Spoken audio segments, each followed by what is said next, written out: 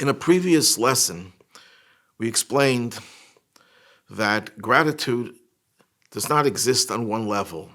There are actually 4 levels of gratitude. And that these 4 levels correspond to the 4 situations that our sages tell us we have to express gratitude when we get out of those life-threatening situations. And these life-threatening situations can be seen as paradigms, as models, as metaphors for 4 levels of gratitude.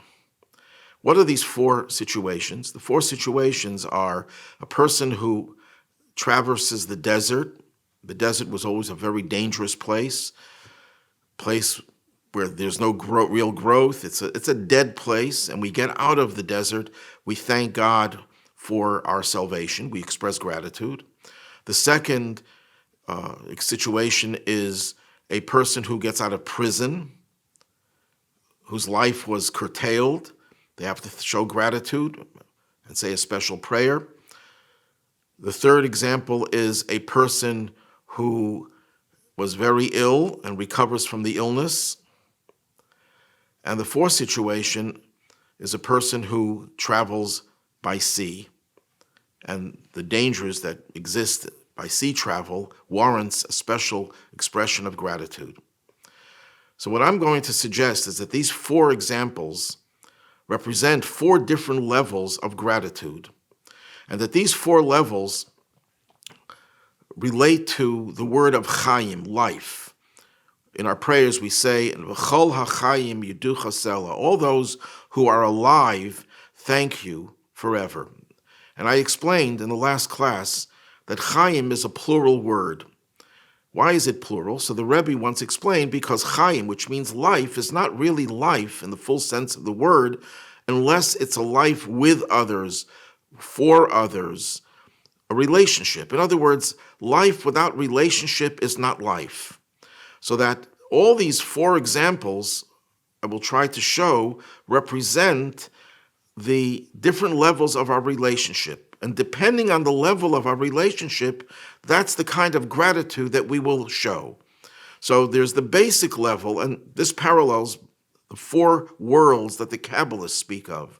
The Kabbalists tell us that, of course, God is the creator of our universe, but in between, you could say, God and the universe are 4 spiritual realms, 4 spiritual worlds. And each spiritual world represents a higher degree of consciousness of the reality of God. So the highest world, Atzilut, the world of emanation, is where God's presence is absolute. The lower worlds is where God's presence is not as absolute. And then we have the lowest spiritual world, the world of Asiya, the world of action. And we could translate the consciousness of these 4 worlds in terms of the consciousness of the other in a relationship, because gratitude ultimately hinges on how much we have in stake in our relationship. What kind of relationship do we have with the other? If someone does you a favor and you say thank you, that thank you will vary from one individual to another. That level of gratitude will depend on the degree of your relationship with the other and how you recognize the other. So we explained the lowest level is the world of action. It means you could be a narcissist. You could be self-absorbed. You could just focus on yourself totally. And of course, that's not a relationship. That's zero relationship.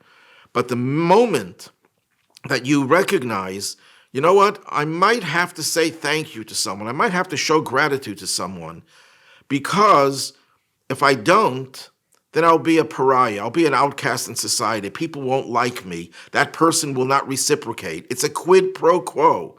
There's no feeling. There's no real emotion. There's no love. There's no empathy. There's no connection, except on a practical level, that you will say thank you, or you will do them a favor in return, whichever method you use to express gratitude.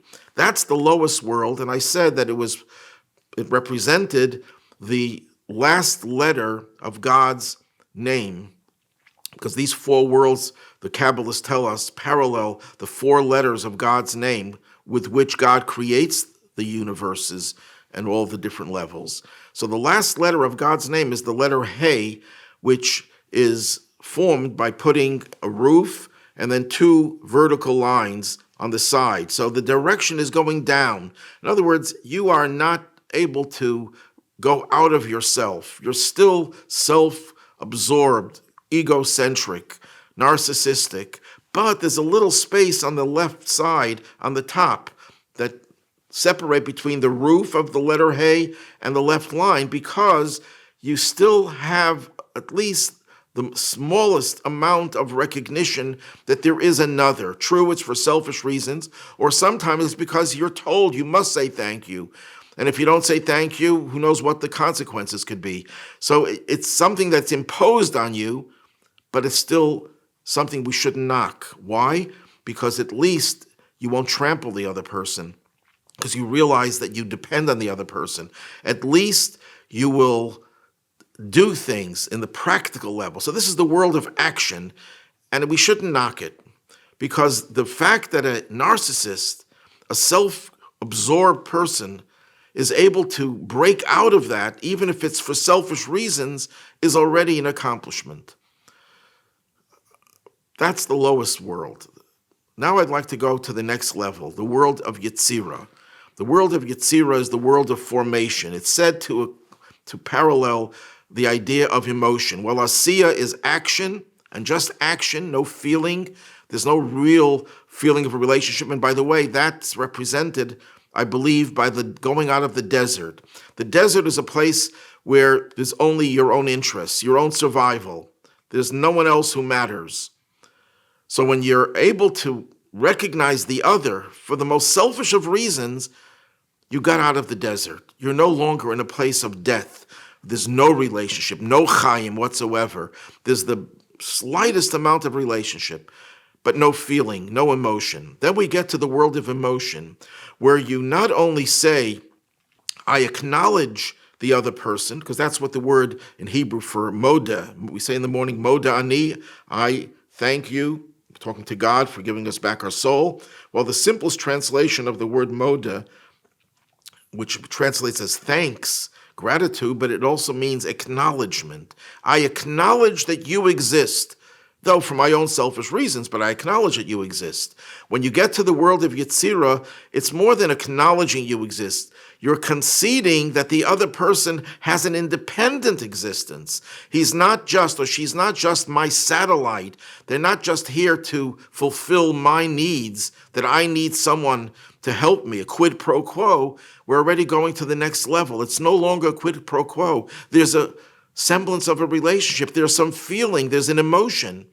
So you're not only you're out of the desert, but not only out of the desert, you're out of prison. Because if you are living in the lowest of levels, in the world of Asiya, of the consciousness of that world. By the way, when we talk about the consciousness of these worlds, it's really understood in terms of our relationship with God and our consciousness of God, but it could also be applied, as we're doing now, to our relationship with others. So in the world of Asiya, there's no emotion, there's no feeling. It's just, I recognize my need for my own benefit to recognize you, to acknowledge you. Here you're saying it's more than just acknowledging the other. You're conceding that the other has independent existence, not just a part of myself. Because when you are in the first level, you're out of the desert, but you're still in a prison because your emotions are locked up. When a person can't express emotion, they are in their own self-contained prison. Their emotions, which makes them human, is locked up. So yes, they have a relationship, you could say, on some practical level, but since there's no emotion, they're still in prison. When you get to the world of Yetzirah, the world of formation, where there's a form of a personality, there's emotion, there's feeling, there's a recognition of the other, so you got out of prison as well. You are connected to the other person. And in terms of God's name, we have the 4 letters of God's name. So the world of Yetzirah corresponds to the letter Vav of God's name. Now, what does Vav signify? Well, we're taught that the letter Vav signifies emotions. for several reasons. Number one, what is the shape of a vav? It's a line that goes from one to the other, one place to the other, a straight line. That's an indication of a connection. There's already a relationship. There's a connection. On the level of action, the lowest level, there's no connection because it's all about you. Better than nothing, but there's no real connection. There's no relationship that has real connectivity to it. So the vav is connection, but also the word vav. What does the word vav mean? Every letter in Hebrew has a meaning. Vav means a hook. You're hooking onto something. You're hooking on to the other person. There's a relationship. And beyond that, vav is also the number 6. And we're taught by the Kabbalists that there are 6 emotional levels. The 7th is really action. So when you're dealing with pure emotion, there are 6 levels. And that's what this world is. It's a world in which you develop a relationship. You can feel the other person while you're still not one with the other person. There's still a sense of your own ego. You didn't give up. You didn't surrender your ego. You still have a very healthy ego, and you're still concerned about your own needs, and you could be selfish in many ways, but you also could be selfless. There are times when you will go out of your way because you love the other person. You have a feeling for the other person. So this corresponds to getting out of prison. When you're in this world, you got out of the desert, you got out of prison as well. But you're still not safe. There's still something missing. This level of a relationship is a good beginning, but it doesn't really tell you how far gratitude could still go. Because yes, here gratitude is not just saying thank you, not just acknowledging the other, it's acknowledging that the other is independent. Just like I am independent, you are independent, and I respect that independence, and I begin to feel a closeness to you because I'm not just here for myself. There's another that occupies some space that I have a feeling that I like to be close to that other person. And therefore, when you express gratitude on that level, it's a much deeper gratitude. It's one that's filled with emotion. And it's not just quid pro quo. You did this for me, I'll do this for you. I'll thank you, so you could thank me and you can give me what I'm in return for what I'm giving you. This is a higher level of gratitude. But then we still could be suffering from turbulence, a turbulent sea, because emotions on their own could still not be peaceful. And therefore, we still have to climb to the next world. The next world is the world of Bria, the world of creation. But we'll leave that for the next class.